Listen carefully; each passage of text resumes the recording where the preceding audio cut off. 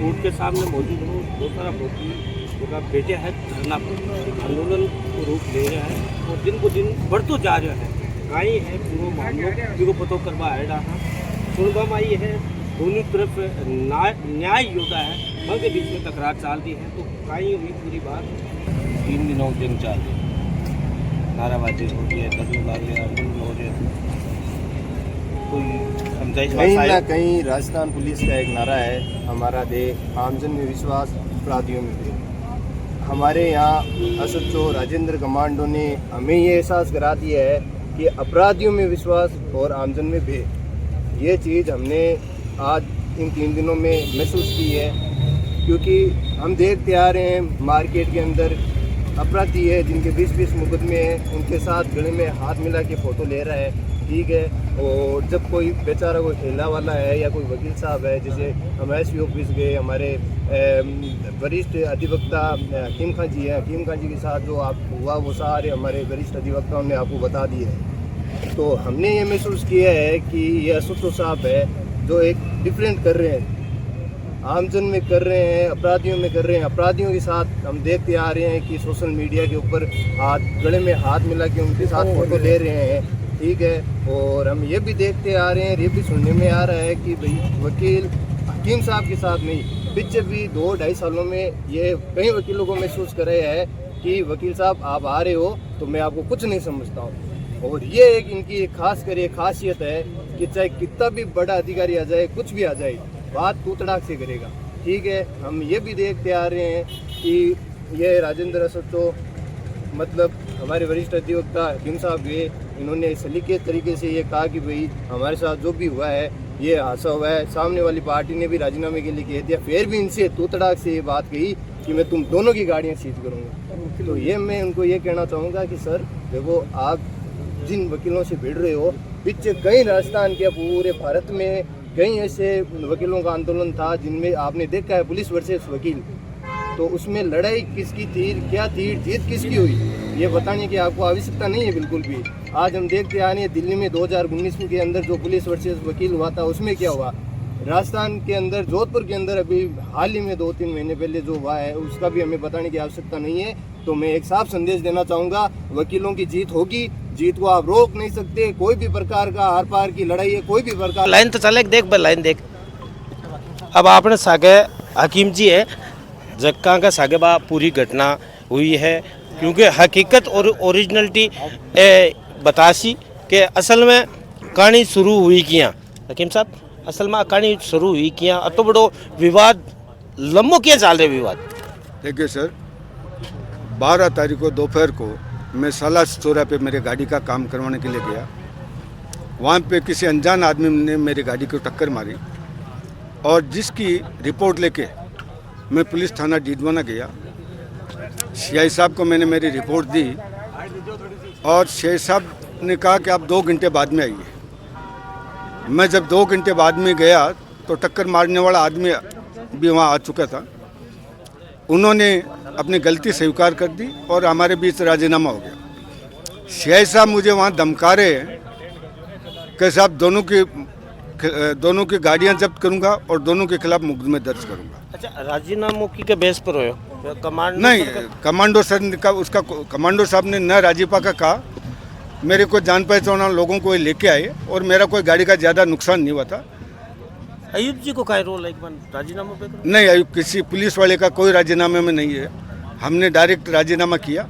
वो हमारे दुर्जाराम जी वकील साहब के फैमिली का उन्होंने बताया, मैं मेंबर हूँ और वो वकील साहब के परिवार के होने के नाते मैंने हमारा ही परिवार समझा और हमने राजीनामा कर दिया। और आज वो शख्स मेरे पक्ष में बयान देने के लिए तैयार है कि वकील साहब के साथ में वास्तव में सीआई साहब ने बदतमीजी से पेश आए थे, वो मेरे साथ एविडेंस के लिए तैयार है। अच्छा जी। अच्छा, मान लो कि 2-3 दिन हम समाधान नहीं हुए तो अगलो कदम कहीं हो सके?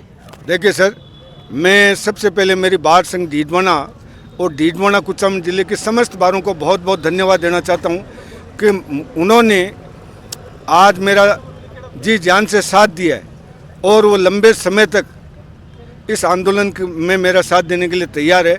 और ज़रूरत पड़ी तो हम पूरे राजस्थान की बारों का सहयोग लेंगे और हम जब तक हमारी मांग सीआई साहब का निलंबन नहीं हो तब तक चाहे हमें कितना ही लंबा आंदोलन करना पड़े, चाहे हमें कुछ भी करना पड़े, हम करेंगे। सर थे बाहरों आया हो, समर्थन दे रहा हो तो क्या लाग रहा है, समाधान निकलोगे? ये एक गंभीर विषय है कि कोई थाना अधिकारी एक वकील को अगर इस प्रकार से प्रताड़ित कर सकता है, तो मेरा मानना है कि आम जन को ये इस प्रकार का दुर्व्यवहार देख के, इस प्रकार की बात देख के मैं ये मान सकता हूँ कि ये थानाधिकारी आम जन को कोई न्याय नहीं देता होगा। एक वकील के साथ इस प्रकार का व्यवहार अशोभनीय है। हम आज डीडवाना आए हैं, ये घटना हमने जब सुनी तो एक दुखद घटना है। एक अधिवक्ता, हमारे साथी अधिवक्ता हाकिम खान साहब जो डीडवाना के अधिवक्ता है, वो रिपोर्ट लेके जाते हैं थाने में, रिपोर्ट पेश करते हैं कि साथ मेरे साथ ये इस प्रकार की घटना हुई, एक्सीडेंट हुआ, और उस एक्सीडेंट को लेके थानाधिकारी इनको प्रताड़ित करके थाने से बाहर निकालते हैं।